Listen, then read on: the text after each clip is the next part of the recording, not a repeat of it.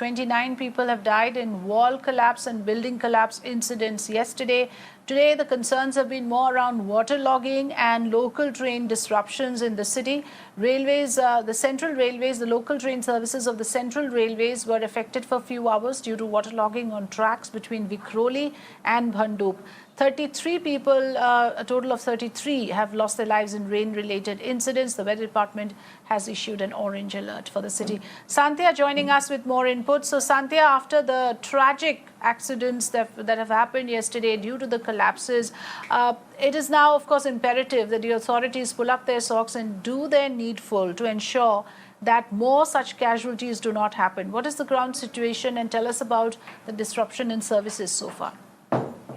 If we talk about the city areas are still in a better condition. But if I talk about Raigad district and the rural parts out on the outskirts of Panvel and Navi Mumbai, those are the places which are flooded.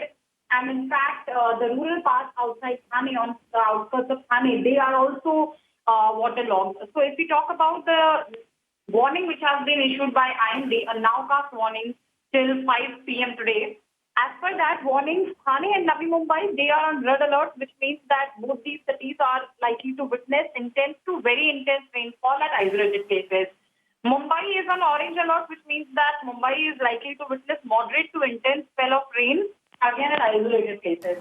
So as I said, the city part is still slightly better as compared to the rural parts of these districts.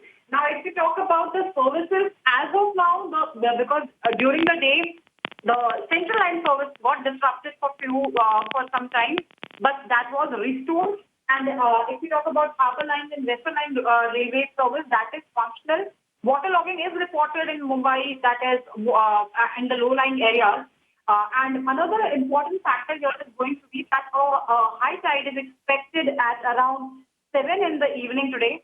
So high tide, every time a high tide is accompanied with heavy rainfall and actually results into further waterlogging, specifically in the low-lying areas, because the water which comes from the sea also along with the rainfall, that doesn't really get, that water doesn't get an outlet. So that's why it results into further waterlogging. So high tide of 3.6 meters is 3.58 meters, sorry.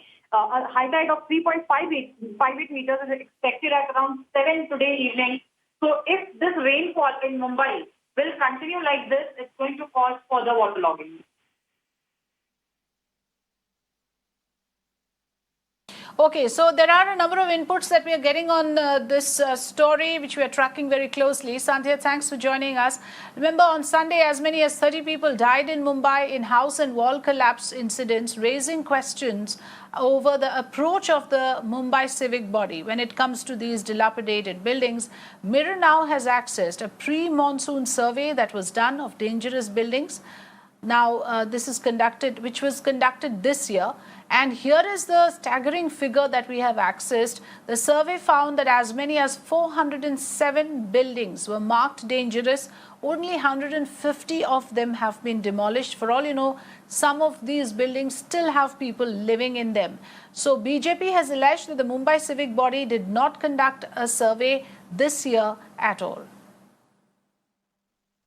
It is a mandatory duty of the BMC to do the survey of the dangerous buildings, chawls, Gautan areas, along with the probable landslide areas where the human loss can take place.